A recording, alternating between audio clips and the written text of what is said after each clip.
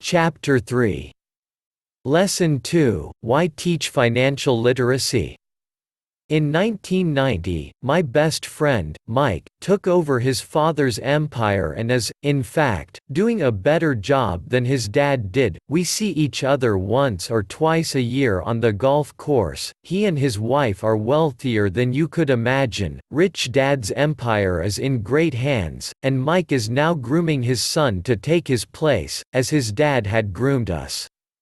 In 1994, I retired at the age of 47, and my wife, Kim, was 37. Retirement does not mean not working. To my wife and me, it means that barring unforeseen cataclysmic changes, we can work or not work, and our wealth grows automatically, staying way ahead of inflation. I guess it means freedom. The assets are large enough to grow by themselves. It's like planting a tree. You water it for years and then one day it doesn't need you anymore. Its roots have gone down deep enough. Then, the tree provides shade for your enjoyment. Mike chose to run the empire and I chose to retire. Whenever I speak to groups of people, they often ask what I would recommend or what could they do. How do they get started? Is there a good book I would recommend? What should they do to prepare their children? What is the secret to success? How do I make millions? I am always reminded of this article one was once given. It goes as follows. The richest businessmen. In 1923, a group of our greatest leaders and richest businessmen held a meeting at the Edgewater Beach Hotel in Chicago. Among them were Charles Schwab, head of the largest independent steel company, Samuel N. Still, president of the world's largest utility, Howard Hopson, head of the largest gas company, Ivar Kreuger, president of the International Match Co., one of the world's largest companies at that time, Leon Fraser, president of the Bank of International Settlements, Richard Whitney, president of the New York Stock Exchange, Arthur Cotton and Jesse Livermore, two of the biggest stock speculators, and Albert Fall, a member of President Harding's cabinet. 25 years later, 9 of them, those listed above, ended as follows. Schwab died penniless after living for 5 years on borrowed money, and Still died broke living in a foreign land. Kreuger and Cotton also died broke. Hopson went insane. Whitney and Albert Fall were just released from prison. Fraser and Livermore committed suicide. I doubt if anyone can say what really happened to these men. If you look at the date, 1923, it was just before the 1929 market crash and the Great Depression, which I suspect had a great impact on these men and their lives. The point is this: today we live in times of greater and faster change than these men did. I suspect there will be many booms and busts in the next 25 years that will parallel the ups and downs these men faced. I am concerned that too many people are focused too much on money and not their greatest wealth, which is their education. If people are prepared to be flexible, keep an open mind and learn, they will grow richer and richer through the changes. If they think money will solve problems, I am afraid those people will have a rough ride. Intelligence solves problems and produces money. Money without financial intelligence is money soon gone. Most people fail to realize that in life, it's not how much money you make, it's how much money you keep. We have all heard stories of lottery winners who are poor, then suddenly rich, then poor again. They win millions and are soon back to where they started, or stories of professional athletes, who, at the age of 24, are earning millions of dollars a year, and are sleeping under a bridge by age 34. In the paper this morning, as I write this, there is a story of a young basketball player who a year ago had millions. Today, he claims his friends, attorney and accountant took his money, and now he works at a car wash for minimum wage. He is only 29. He was fired from the car wash because he refused to take off his championship ring as he was wiping off the cars, so his story made the newspaper. He is appealing his termination, claiming hardship and discrimination and that the ring is all he has left. He claims that if you take that away, he'll crumble.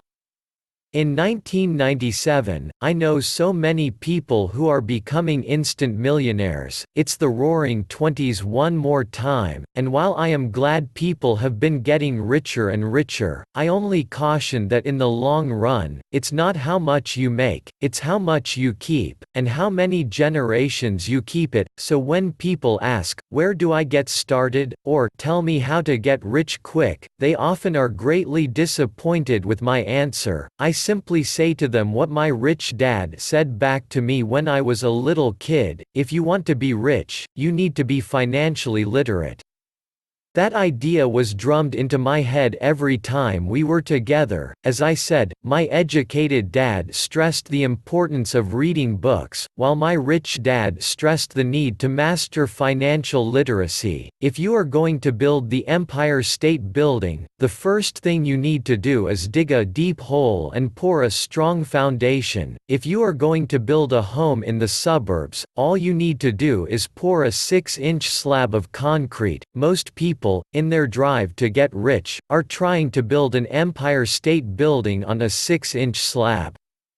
Our school system, having been created in the agrarian age, still believes in homes with no foundation.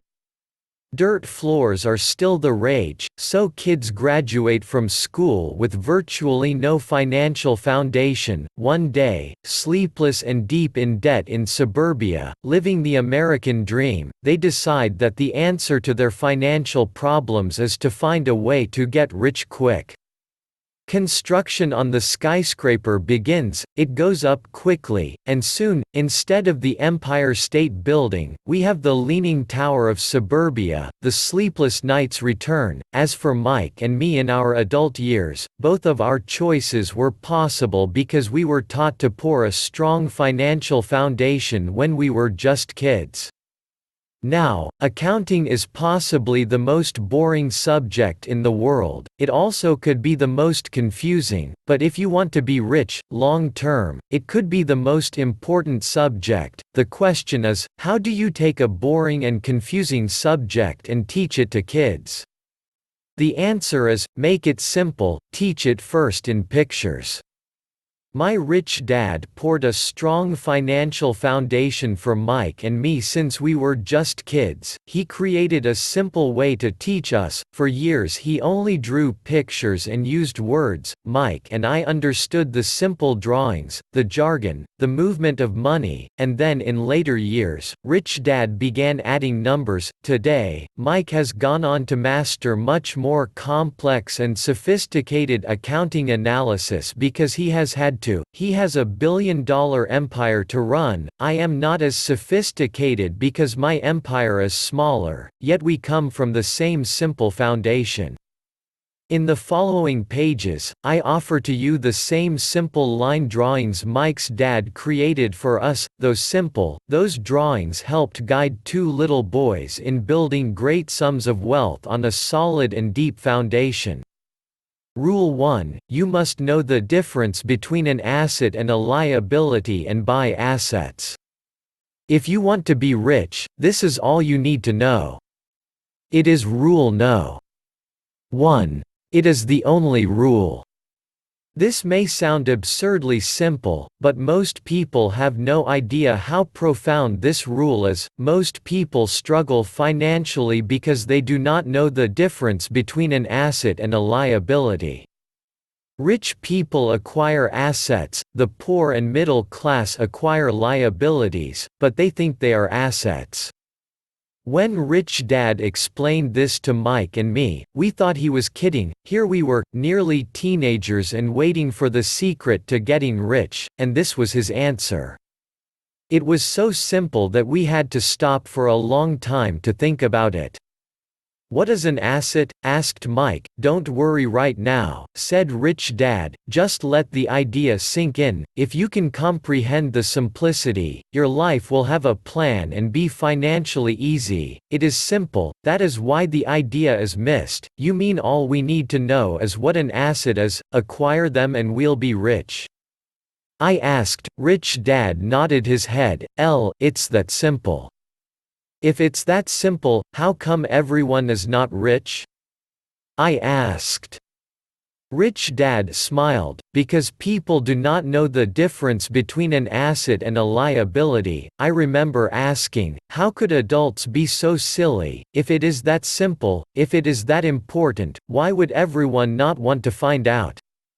It took our Rich Dad only a few minutes to explain what assets and liabilities were. As an adult, I have difficulty explaining it to other adults. Why?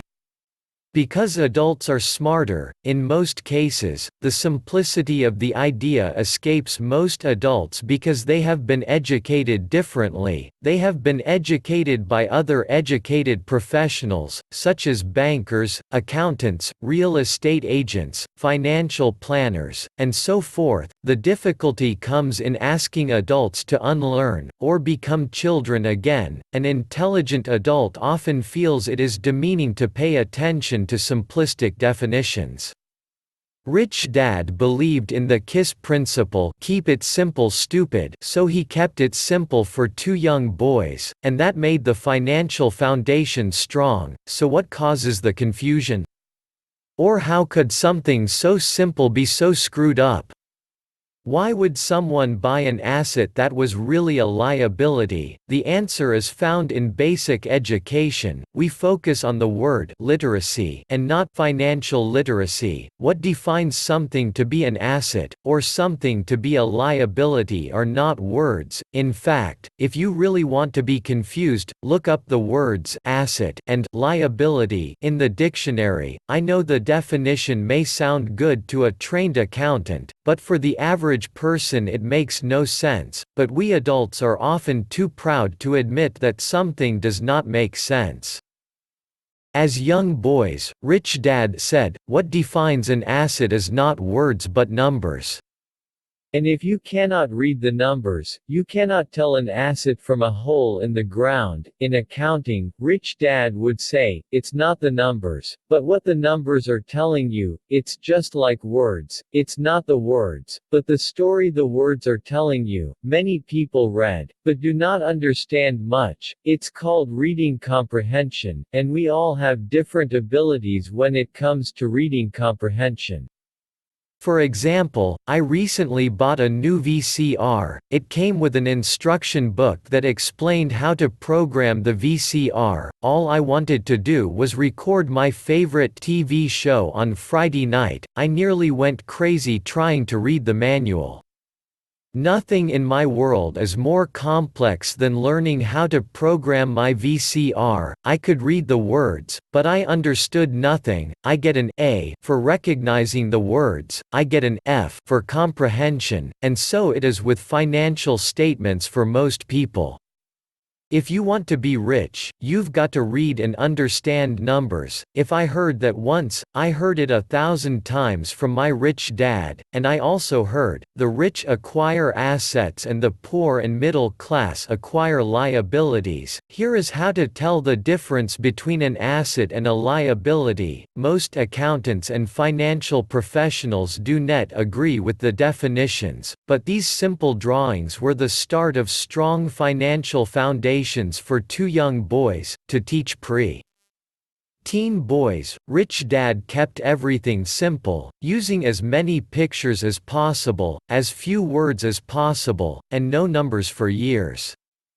An asset is something that puts money in my pocket, a liability is something that takes money out of my pocket. This is really all you need to know. If you want to be rich, simply spend your life buying assets. If you want to be poor or middle class, spend your life buying liabilities. It's not knowing the difference that causes most of the financial struggle in the real world.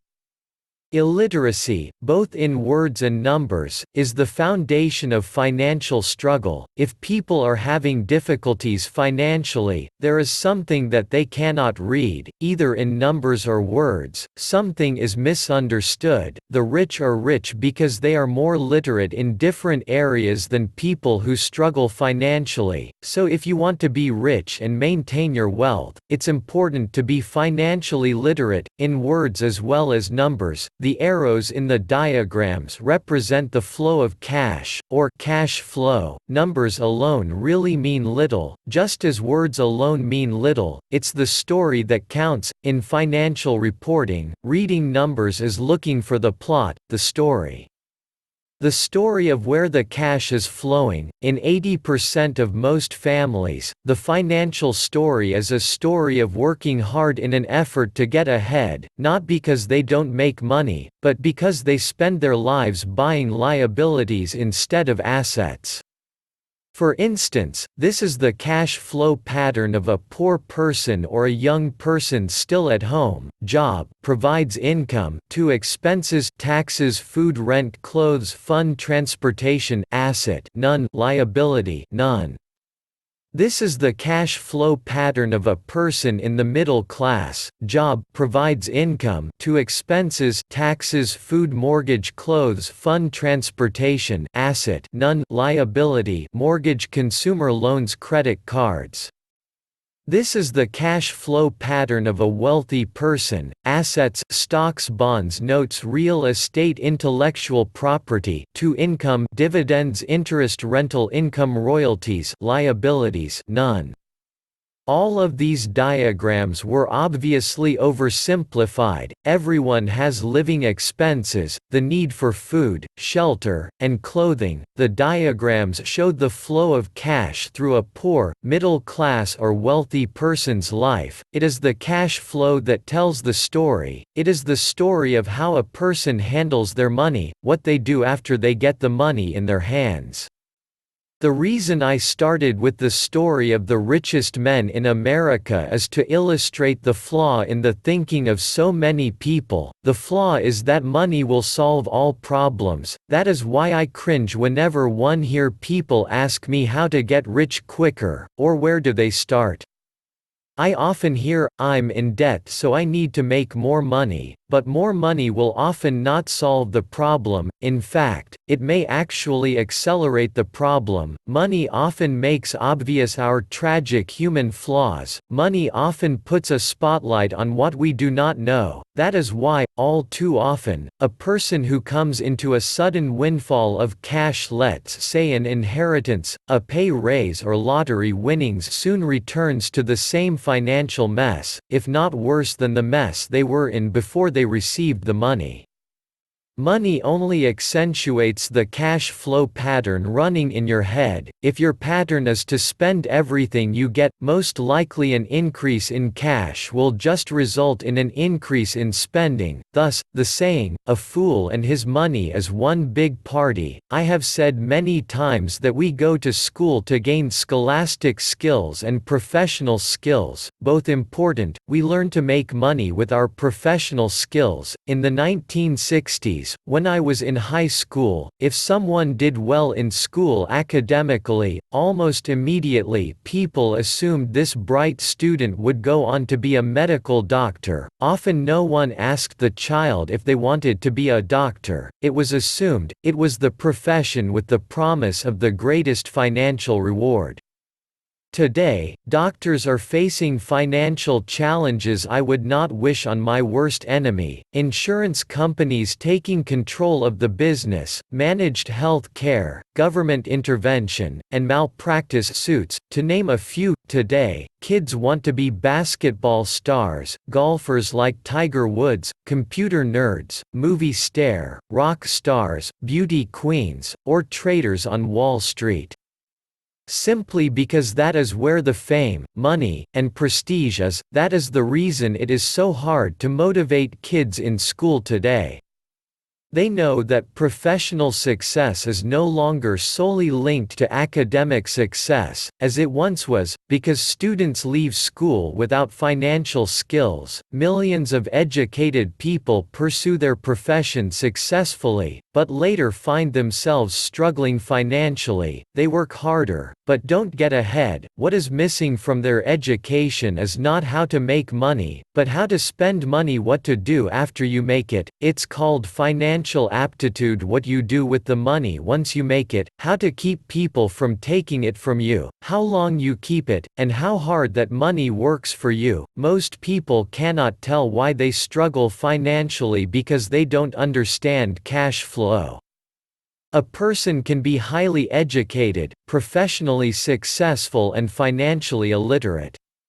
These people often work harder than they need to because they learned how to work hard, but not how to have their money work for them. The story of the bow, the quest for a financial dream turns into a financial nightmare. The moving picture show of hardworking people has a set pattern. Recently married, the happy, highly educated young couple move in together, in one of their cramped rented apartments. Immediately, they realize that they are saving money because two can live as cheaply as one. The problem is, the apartment is cramped. They decide to save money to buy their dream home so they can have kids. They now have two incomes, and they begin to focus on their careers. Their incomes begin to increase. As their incomes go up, their expenses go up as well.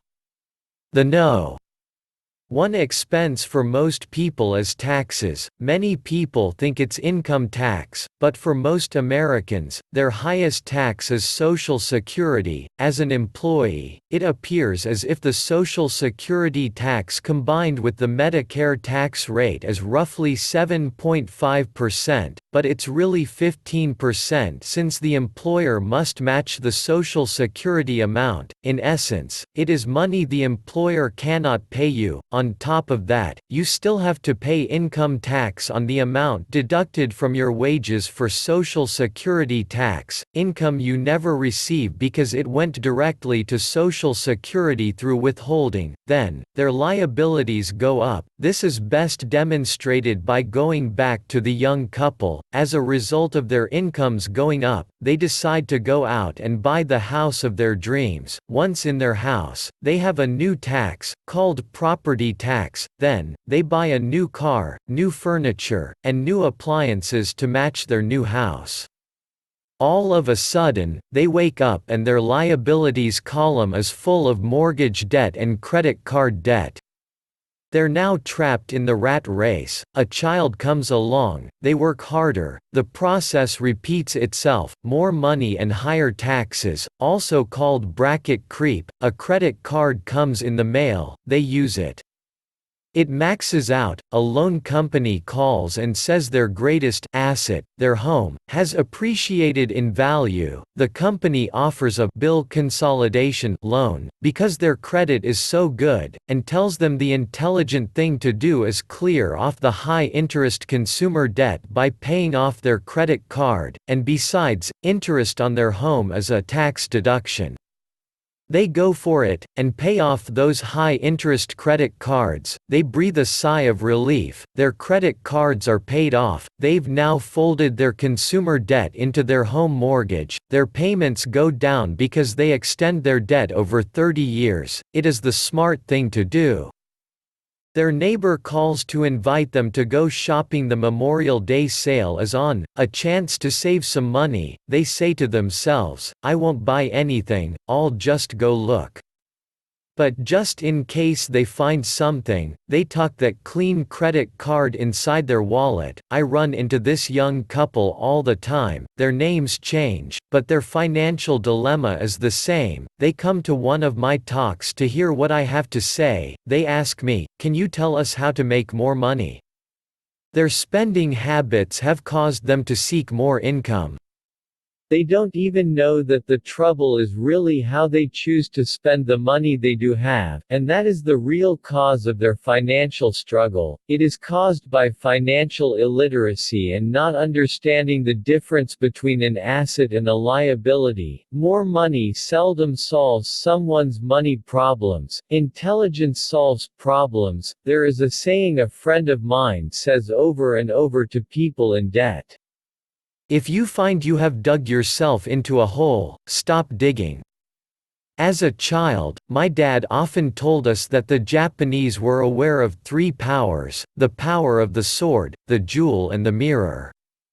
The sword symbolizes the power of weapons. America has spent trillions of dollars on weapons and, because of this, is the supreme military presence in the world. The jewel symbolizes the power of money. There is some degree of truth to the saying, remember the golden rule, he who has the gold makes the rules. The mirror symbolizes the power of self-knowledge. This self-knowledge, according to Japanese legend, was the most treasured of the three. The poor and middle class often allow the power of money to control them, by simply getting up and working harder, failing to ask themselves if what they do makes sense. They shoot themselves in the foot as they leave for work every morning by not fully understanding money. The vast majority of people allow the awesome power of money to control them. The power of money is used against them. If they used the power of the mirror, they would have asked themselves, does this make sense?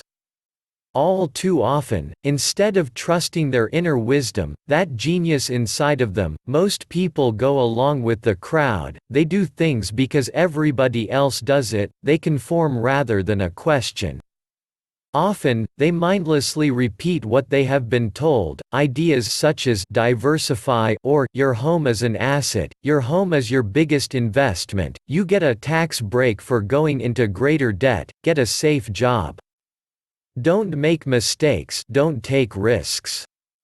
It is said that the fear of public speaking is a fear greater than death for most people. According to psychiatrists, the fear of public speaking is caused by the fear of ostracism, the fear of standing out, the fear of criticism, the fear of ridicule, the fear of being an outcast. The fear of being different prevents most people from seeking new ways to solve their problems. That is why my educated dad said the Japanese valued the power of the mirror the most, for it is only when we as humans look into the mirror do we find truth, and the main reason that most people say, play it safe is out of fear.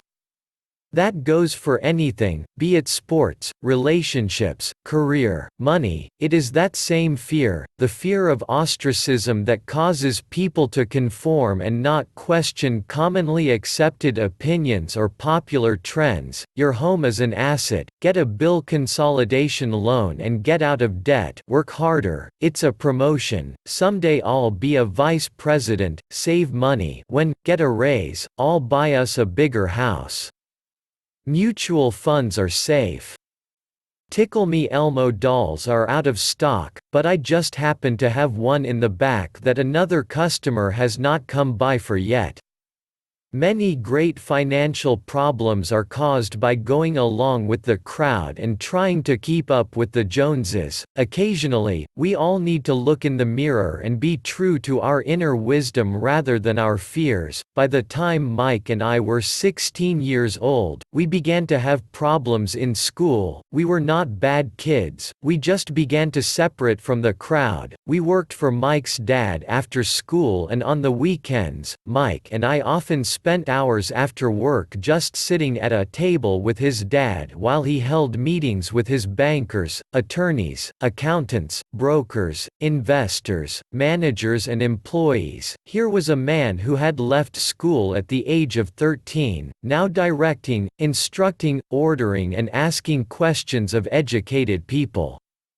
They came at his beck and call, and cringed when he did not approve of them. Here was a man who had not gone along with the crowd. He was a man who did his own thinking and detested the words, "We have to do it this way because that's the way everyone else does it." He also hated the word can't. If you wanted him to do something, just say, "I don't think you can do it." Mike and I learned more sitting at his meetings than we did in all our years of school, college included. Mike's dad was not school educated, but he was financially educated and successful as a result. He used to tell us over and over again, "An intelligent person hires people who are more intelligent than they are." So Mike and I had the benefit of spending hours listening to and, in the process, learning from intelligent people. But because of this, both Mike and I just could not go along with the standard dogma that our teachers preached, and that caused the problems. Whenever the teacher said, "If you don't get good grades, you won't do well in the real world," Mike and I just raised our eyebrows. When we were told to follow set procedures and not deviate from the rules, we could see how this schooling process actually discouraged creativity. We started to understand why our rich dad told us that schools were designed to produce good employees instead of employers. Occasionally Mike or I would ask our teachers how what we studied was applicable, or we asked why we never studied money and how it worked. To the later question, we often got the answer that money was not important, that if we excelled in our education, the money would follow.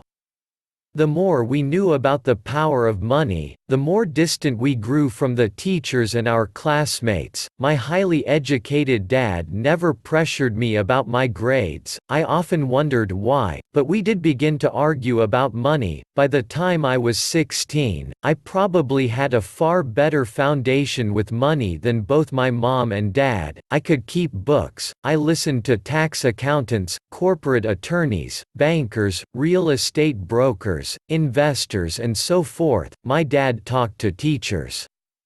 One day, my dad was telling me why our home was his greatest investment. A not too pleasant argument took place when I showed him why I thought a house was not a good investment. The following diagram illustrates the difference in perception between my rich dad and my poor dad when it came to their homes. One dad thought his house was an asset, and the other dad thought it was a liability. I remember when I drew a diagram for my dad showing him the direction of cash flow, I also showed him the ancillary expenses that went along with owning the home. A bigger home meant bigger expenses, and the cash flow kept going out through the expense column. Today, I am still challenged on the idea of a house not being an asset, and one know that for many people, it is their dream as well as their largest investment, and owning your own home is better than nothing. I simply offer an alternate way of looking at this popular dogma. If my wife and I were to buy a bigger, more flashy house, we realize it would not be an asset, it would be a liability, since it would take money out of our pocket. So here is the argument I put forth. I really do not expect most people to agree with it because a nice home is an emotional thing, and when it comes to money, high emotions tend to lower financial intelligence. Know from personal experience that money has a way of making every decision emotional. Number 1. When it comes to houses, I point out that most people work all their lives paying for a home they never own. In other words, most people buy a new house every so many years, each time incurring a new 30-year loan to pay off the previous one. Number 2. Even though people receive a tax deduction for interest on mortgage payments, they pay for all their other expenses with after-tax dollars. Even after they pay off their mortgage. Number 3. Property taxes. My wife's parents were shocked when the property taxes on their home went to $1,000 a month. This was after they had retired, so the increase put a strain on their retirement budget, and they felt forced to move. Number 4. Houses do not always go up in value. In 1997, I still have friends who owe $1 million for a home that will today sell for only $700,000. Number 5. The greatest losses of all are those from missed opportunities. If all your money is tied up in your house, you may be forced to work harder because your money continues blowing out of the expense column, instead of adding to the asset column, the classic middle-class cash flow pattern.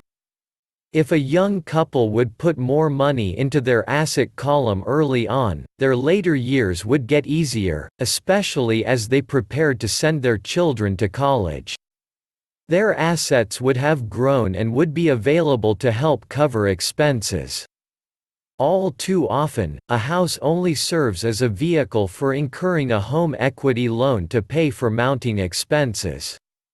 In summary, the end results in making a decision to own a house that is too expensive in lieu of starting an investment portfolio early on impacts an individual in at least the following 3 ways. 1. Loss of time, during which other assets could have grown in value. 2. Loss of additional capital, which could have been invested instead of paying for high-maintenance expenses related directly to the home. 3. Loss of education. Too often, people count their house, savings and retirement plan as all they have in their asset column. Because they have no money to invest, they simply do not invest. This costs them investment experience. Most never become what the investment world calls a sophisticated investor, and the best investments are usually first sold to sophisticated investors, who then turn around and sell them to the people playing it safe. I am not saying don't buy a house. I am saying, understand the difference between an asset and a liability. When I want a bigger house, I first buy assets that will generate the cash flow to pay for the house. My educated dad's personal financial statement best demonstrates the life of someone in the rat race. His expenses seem to always keep up with his income, never allowing him to invest in assets. As a result, his liabilities, such as his mortgage and credit card debts, are larger than his assets. The following picture is worth 1,000 words. Educated dad's financial statement: income equals expense, asset less than liability. My rich dad's personal financial statement, on the other hand, reflects the results of a life dedicated to investing and minimizing liabilities. Rich dad's financial statement: income, expense, asset, liability. A review of my rich dad's financial statement is why the rich get richer. The asset column generates more than enough income to cover expenses, with the balance reinvested into the asset column. The asset column continues to grow and, therefore, the income it produces grows with it. The result being, the rich get richer. Why the rich get richer: income to assets to more income, expenses are low, liabilities are low. The middle class finds itself in a constant state of financial struggle. Their primary income is through wages, and as their wages increase, so do their taxes. Their expenses tend to increase in equal increments as their wages increase, hence the phrase, the rat race. They treat their home as their primary asset, instead of investing in income-producing assets. Why the middle class struggle? Income goes up, expenses go up, assets do not increase, liabilities do increase. This pattern of treating your home as an investment and the philosophy that a pay raise means you can buy a larger home or spend more is the foundation of today's debt-ridden society. This process of increased spending throws families into greater debt and into more financial uncertainty, even though they may be advancing in their jobs and receiving pay raises on a regular basis. This is high-risk living caused by weak financial education, the massive loss of jobs in the 1990s. The downsizing of businesses has brought to light how shaky the middle class really is financial. Suddenly, company pension plans are being replaced by 401k plans. Social Security is obviously in trouble and cannot be looked at as a source for retirement. Panic has set in for the middle class. The good thing today is that many of these people have recognized these issues and have begun buying mutual funds. This increase in investment is largely responsible for the huge rally we have seen in the stock market. Today, there are more and more mutual funds being created to answer the demand by the middle class. Mutual funds are popular because they represent safety. Average mutual fund buyers are too busy working to pay taxes and mortgages, save for their children's college and pay off credit cards. They do not have time to study to learn how to invest, so they rely on the expertise of the manager of a mutual fund. Also, because the mutual fund includes many different types of investments, they feel their money is safer because it is diversified. This group of educated middle class subscribes to the diversified dogma put out by mutual fund brokers and financial planners. Play it safe, avoid risk. The real tragedy is that the lack of early financial education is what creates the risk faced by average middle class people. The reason they have to play it safe is because their financial positions are tenuous at best, their balance sheets are not balanced, they are loaded with liabilities, with no real assets that generate income. Typically, their only source of income is their paycheck. Their livelihood becomes entirely dependent on their employers. So when genuine deals of a lifetime come along, those same people cannot take advantage of the opportunity. They must play it safe, simply because of they are working so hard, are taxed to the max, and are loaded with debt. As I said at the start of this section, the most important rule is to know the difference between an asset and a liability. Once you understand the difference, concentrate your efforts on only buying income-generating assets. That's the best way to get started on a path to becoming rich. Keep doing that, and your asset column will grow. Focus on keeping liabilities and expenses down. This will make more money available to continue pouring into the asset column. Soon, the asset base will be so deep that you can afford to look at more speculative investments, investments that may have returns of 100% to infinity. Investments that for $5,000 are soon turned into $1 million or more, investments that the middle class calls too risky. The investment is not risky, it's the lack of simple financial intelligence, beginning with financial literacy, that causes the individual to be too risky. If you do what the masses do, you get the following picture.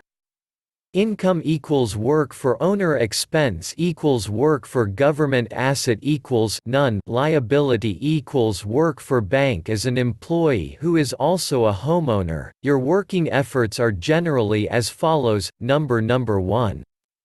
You work for someone else. Most people, working for a paycheck, are making the owner, or the shareholders richer. Your efforts and success will help provide for the owner's success and retirement. Number 2. You work for the government. The government takes its share from your paycheck before you even see it. By working harder, you simply increase the amount of taxes taken by the government. Most people work from January to May just for the government. Number 3.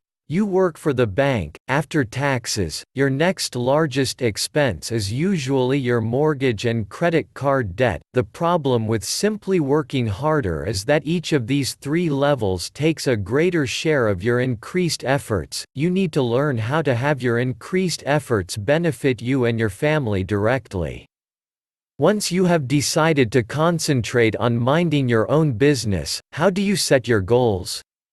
For most people, they must keep their profession and rely on their wages to fund their acquisition of assets. As their assets grow, how do they measure the extent of their success? When does someone realize that they are rich, that they have wealth? As well as having my own definitions for assets and liabilities, I also have my own definition for wealth. Actually, I borrowed it from a man named Buckminster Fuller. Some call him a quack, and others call him a living genius. Years ago, he got all the architects buzzing because he applied for a patent in 1961 for something called a geodesic dome. But in the application, Fuller also said something about wealth. It was pretty confusing at first, but after reading it for a while, it began to make some sense. Wealth is a person's ability to survive so many numbers of days forward, or if I stopped working today, how long could I survive? Unlike net worth, the difference between your assets and liabilities, which is often filled with a person's expensive junk and opinions of what things are worth, this definition creates the possibility for developing a truly accurate measurement. I could now measure and really know where I was in terms of my goal to become financially independent. I now have income generated from assets each month that fully cover my monthly expenses. If I want to increase my expenses, I first must increase my cash flow from assets to maintain this level of wealth. Take notice that it is at this point that I no longer am dependent on my wages. I have focused on and been successful in building an asset column that has made me financially independent. If I quit my job today, I would be able to cover my monthly expenses with the cash flow from my assets. My next goal would be to have the excess cash flow from my assets reinvested into the asset column. The more money that goes into my asset column, the more my asset column grows, the more my assets grow, the more my cash flow grows, and as long as I keep my expenses less than the cash flow from these assets, I will grow richer, with more and more income from sources other than my physical labor. As this reinvestment process continues, I am well on my way to being rich. The actual definition of rich is in the eye of the beholder. You can never be too rich. Just remember this simple observation: the rich buy assets, the poor only have expenses. The middle class buys liabilities they think are assets. So how do I start minding my own business? What is the answer? Listen to the founder of McDonald's.